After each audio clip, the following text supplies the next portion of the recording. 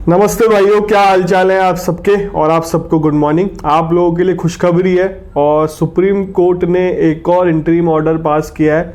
AIB exam होने वाला था, मतलब होने वाला है और उसकी डेट आ गई है, रजिस्ट्रेशन भी हो रहा है। बट जो अपीयरिंग स्टूडेंट होते थे वो एआईबी एग्ज़ाम नहीं दे पाते थे और उस कारण उनका साल भी, क्योंकि रजिस्ट्रेशन कराना पड़ता है, बार काउंसिल में डॉक्यूमेंट भेजने पड़ते हैं, काफ़ी लंबा प्रोसेस है। तो 7-8 महीने तो उसमें ही निकल जाते हैं। हमारे टाइम पे भी यही होता था। मैंने कॉलेज किया, मैंने तुरंत एआईबी का रजिस्ट्रेशन, मतलब बार काउंसिल में रजिस्ट्रेशन कराया, फिर डॉक्यूमेंट भेजे, उसके बाद एआईबी एग्ज़ाम हो रहा था। तो हमारे टाइम पे बार काउंसिल में रजिस्ट्रेशन होता था, उसके बाद एआईबी का एग्ज़ाम देते थे। और जितना मुझे याद है, आप करेक्ट कर देना अगर मैं गलत बोल रहा हूँ तो अब सुप्रीम कोर्ट ने इंटरिम ऑर्डर पास कर दिया। तो डिटेल में बात करते हैं। अब अपीयरिंग स्टूडेंट एआईबी का एग्ज़ाम दे सकते हैं। ये वीडियो ज़्यादा से ज़्यादा शेयर करना जो भी लॉ स्टूडेंट है, और अपने दोस्तों को बताना जो भी लास्ट ईयर में अपीयरिंग, मतलब जो लास्ट ईयर में है, लास्ट सेमेस्टर में है और वो एग्ज़ाम दे सकते हैं एआईबी का एग्ज़ाम। तो डिस्कस कर लेते हैं। पहले सबसे बड़ी बात, ये फोटो देखो। Supreme court allow final year law student to appear for all India bar examination.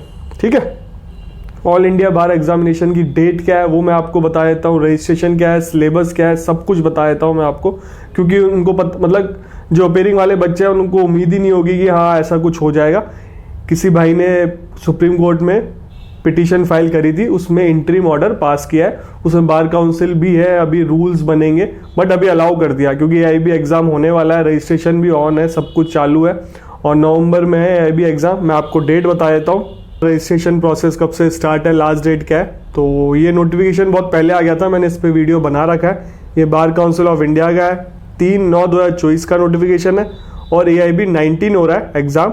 ठीक है, तो ऑनलाइन रजिस्ट्रेशन 3 सितंबर से चालू हो गए थे, पेमेंट भी 3 सितंबर से चालू हो गया था। क्लोज डेट है 25 अक्टूबर, तो काफ़ी समय अभी आपके पास। 25 तारीख अक्टूबर की लास्ट डेट है।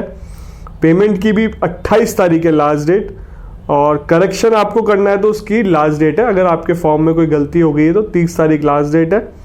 एडमिट कार्ड 18 नवंबर के आसपास रिलीज हो जाएंगे। एग्जाम है 24 नवंबर को। ठीक है, जो अपीयरिंग वाले बच्चे हैं उनको मैं बता देता हूँ, इसमें क्वालिफाई करना होता है, केवल क्वालिफाई करना है आपको। कोई ऐसा नहीं कि मेरिट में आना है या कोई फिक्स इसमें है कि मिनिमम क्वालिफाइंग मार्क्स बता रखे। तो इसमें मिनिमम क्वालिफाइंग मार्क्स है 45% तो जनरल ओबीसी वालों के लिए है और 40% SC ST और फिजिकल हैंडीकैप बच्चों के लिए। तो आपको 100 में से 45 मार्क्स लाना है मिनिमम, और SC ST वालों को 40 लाना है मार्क्स। ठीक है, और कभी कभी क्या हो जाता है कि कुछ क्वेश्चन डिलीट भी हो जाता है, तो 45% आपको मार्क्स चाहिए पेपर में।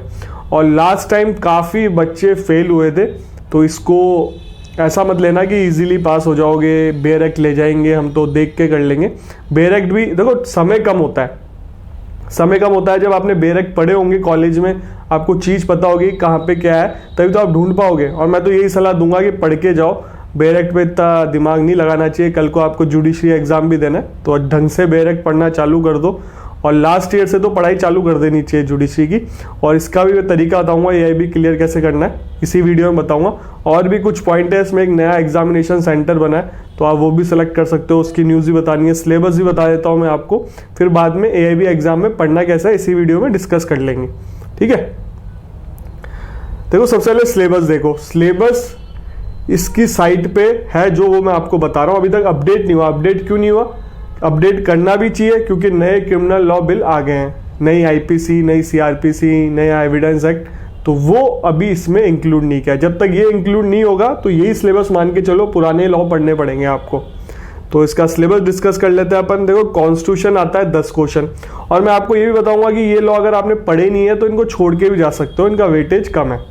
कॉन्स्टिट्यूशन के 10 क्वेश्चन आएंगे, IPC 8 question, CrPC 10 question, CPC 10 question. ये ऊपर के जो 4 है तो जुडिशरी में भी आता है, तो ये तो बहुत इंपॉर्टेंट है, इनके तो बहुत अच्छी तरह आपको बेरेक्ट पढ़ने चाहिए।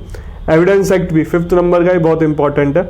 और ऑल्टरनेटिव डिस्प्यूट वाला, एडीआर वाला, उसमें 4 क्वेश्चन आता है, ये छोड़ सकते हो आपकी इच्छा है तो। फैमिली लॉ भी पढ़ो, काफ़ी जगह जुडिशरी में आता है फैमिली लॉ, इसके 8 क्वेश्चन है। पब्लिक इंटरेस्ट लिटिगेशन के 4 क्वेश्चन है, एडमिनिस्ट्रेटिव लॉ के 3 है, एथिक्स के 4 है, कंपनी लॉ के 2 है, इन्वायरमेंट लॉ और साइबर लॉ, दो क्वेश्चन है इन सबके। इन लॉ को भी छोड़ सकते हो आप, ये जुडिशरी एग्जाम में भी नहीं आते, अधिकतरों में तो नहीं आते, राजस्थान में भी नहीं आते। लेबर लॉ, इंडस्ट्री लॉ के 4 क्वेश्चन आएंगे, tort, motor vehicle act, consumer protection उसके 5 आएंगे, टैक्सेशन के 4 आएंगे। टैक्स लॉ भी जुडिशरी में नहीं आता, तो इसको भी आप छोड़ सकते हो, क्योंकि आपको क्वालिफाई करना है, आपको पास करना है। 100 में से 45 मार्क्स आ जाता है, अगर आप थोड़ा बहुत भी पढ़ के चल जाओगे ना तो भी आ जाएंगे आपके। बट लास्ट टाइम रिजल्ट बहुत अच्छा नहीं रहा, 50 से 51% बच्चे फेल हुए हैं लास्ट टाइम AIB एग्जाम में। और contract, specific relief, property law, negotiable instrument उसके 8 क्वेश्चन आएंगे, और IP के 2 आएंगे, लैंड एक्विजिशन एक्ट के 2 आएंगे। टोटल 100 मार्क्स का है ये सिलेबस है, और इसमें अभी BNS, BNSS ये ऐड नहीं हुआ, तो इस चीज़ का ध्यान रखना। जैसे ही कोई अपडेट आएगी मैं इस चैनल पे दे दूंगा, चैनल को सब्सक्राइब रखो, बेल आइकन दबा के रखो। कोई भी अपडेट रात में, ये वीडियो भी मैं अभी डाल दूंगा, ये आज का ही सुप्रीम कोर्ट का इंटरिम ऑर्डर मिला है, तो यही बताना जरूरी था आपको। और क्योंकि अपीयरिंग वाले बच्चों को पता ही नहीं होगा कि हम भर सकते हैं, मेरे से आज ही पूछा था किसी ने इंस्टाग्राम पे कि सर हम भर सकते हैं क्या, तो मैंने उनको मना ही किया है, क्योंकि उस टाइम तक ये आया नहीं था फैसला ऑनरेबल सुप्रीम कोर्ट का। और एक और ये चीज़ भी देख लो, इसमें साफ साफ लिखा है, एक नया सेंटर बनाया है इन्होंने, honourable bar council of India has added new examination centre is Vijayawada, Andhra Pradesh, for all India bar examination 19 onward. We are please to inform you that Vijayawada is now list of existing exam centre, you can now selected Vijayawada. आप अगर आप उस city के हो तो आप select कर सकते हो, तो ये भी एक अपडेट देनी थी आपको। अब बात आती है पढ़ना कैसे है।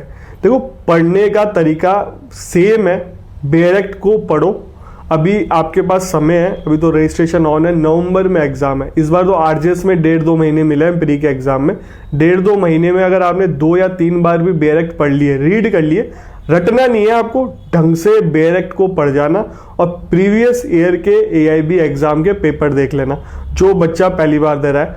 और AIB एग्जाम जो अपीयरिंग वाले बच्चे उन्होंने देखा भी नहीं होगा, सोचा भी नहीं होगा इसके बारे में, क्योंकि ये नई चीज हुई है, नया इंटरिम रिलीफ मिला है सुप्रीम कोर्ट के द्वारा। जो अपीयरिंग वाले बच्चे हैं वो बिल्कुल लास्ट ईयर के पेपर देखना। पेपर देखने का बेनिफिट ये मिलेगा, आपको पता चल जाएगा कैसे क्वेश्चन आता है पढ़ाई करने से पहले, और फिर उस हिसाब से आप पढ़ाई करना। जब बेरेक्ट पढ़ोगे, आप रीड मारोगे, फिर आपको समझ में आ जाएगा हाँ ऐसे क्वेश्चन बनता है। ऑब्जेक्टिव पेपर है, लिखना तो है नहीं कुछ। ट्राई यही करो, 2 से 3 बार आप बेरेक्ट पढ़ लो। मेजर एक्ट जो है जुडिशरी में भी आता है, उनको तो ढंग से पढ़ो, और जो काम के नहीं है, जुडिशरी में नहीं आता, उनको छोड़ के भी जा सकते हो। अगर एक बार भी रीड हो रहा है, पॉसिबल है, थोड़ा स्मार्ट वर्क करो। अगर एक बार भी रीड करके जा रहे हो तो एक बार रीड कर जाओ, बट जो इंपॉर्टेंट लॉ है, जो जुडिशरी में भी आता है, उनको ढंग से पढ़ के जाओ, आपको फ्यूचर में भी काम आएंगे। और बेरेक्ट अलाउ करता है, इसमें लिखा आता है, तो आप बेरेक्ट भी लेके जा सकते हो। लोग तो अटैची भर भर के बेरेक्ट लेके जाता है, जो आपके ट्रॉली बैग होता है ना, उनको भर भर के बेरेक्ट लेके आता है, बुक्स लेके आता है। ये चीज़ें आपको नहीं करनी चाहिए, आपको ज़्यादा से ज़्यादा मेजर एक्ट्स के बेरेक्ट ले जाओ, जिनका वेटेज ज़्यादा है, और क्योंकि वो आपने पढ़े भी होंगे कॉलेज में, तो आपको चीज़ें भी पता होगी कि कहाँ पे क्या लिखा हुआ है, तो आपको ज़्यादा समय ना लगे। और पेपर ऐसा हार्ड नहीं आता। लास्ट टाइम क्यों बच्चे इतने फेल हुए हैं मुझे इसका आइडिया नहीं है। पेपर इजी आता है, नेगेटिव मार्किंग नहीं रहती इसमें, आपको अटैम्प्ट करना है, ट्राई यही करना सारे अटैम्प्ट हो, क्योंकि बच्चे पेपर छोड़ के भी आ जाते हैं। और आपको अगर कोई क्वेश्चन नहीं आता, फॉर एग्जाम्पल आपको चारों ऑप्शन में से कुछ नहीं आता, देखो पेपर ऑब्जेक्टिव का सबसे बड़ा ये रहता है, आपको छटनी भी करनी होती है। जैसे होता है कभी कभी 2 में डाउट है, आपको 1 में डाउट है, तो छटनी करना बहुत जरूरी होता है कभी कभी, कि हाँ ये तो ऑप्शन होगा ही नहीं, 2 ऑप्शन तो है ही नहीं। जिनमें छटनी करनी है, 2 ऑप्शन में डाउट है, वो आपको टिक करना है जो आपको लग रहा है। बट आपको चारों ऑप्शन नहीं आते, उसमें एक सेलेक्ट कर लो, B या C कर लो, या D कर लो, या A कर लो। हमेशा जो बिल्कुल नहीं आता, आप जैसा फॉर एग्जाम्पल आपको 10 क्वेश्चन नहीं आते हैं उसमें, तो आप उसमें B ही सेलेक्ट करके आओ, क्योंकि नेगेटिव मार्किंग नहीं है। इस चीज़ का ध्यान रखना। अभी तक तो नेगेटिव मार्किंग नहीं है, अगर कोई अपडेट आएगी तो मैं दे दूंगा आपको। और देखो, और लॉ से रिलेटेड इस चैनल पे वीडियो आता है, लॉ की वैकेंसी कहीं पे भी आए, सिविल जज की वैकेंसी कहीं पे भी आए, टाइमली अपडेट देता हूँ, तो चैनल को भी सब्सक्राइब कर जाना। अगर आप फ्यूचर में लॉ की वैकेंसी देखोगी तो इस चैनल पे, चाहे एक्सपीरियंस वाली हो, चाहे फ्रेशर वाली हो, चाहे अपीयरिंग वाली हो, सारी वैकेंसी की अपडेट देता हूँ, तो चैनल को भी सब्सक्राइब कर जाना, बेल आइकन दबा देना। और अगर आपने क्लैट 2024 दे रखा है तो इंडियन ऑयल में जगह लिख ली है, और इंडियन ऑयल में लॉ ऑफिसर की जगह लिख ली है, परमानेंट जॉब है। अगर आपने वो वीडियो नहीं देखा तो देख लो जाके। RJS में 106 प्रमोशन हो रहे हैं ACJM रैंक के, तो जुडिशियल मजिस्ट्रेट की पोस्टें खाली हो रही हैं, अगले साल भी अच्छी वैकेंसी आएगी। कल मीटिंग हुई है गवर्नर साहब के पास, फाइल चली गई है, ये भी मैं इस वीडियो में बता देता हूँ। अगर आपने वो वीडियो नहीं देखा तो देख लो, मैंने आरजेएस के ऊपर भी वीडियो बनाया। आपसे मिलेंगे अब अगले वीडियो में।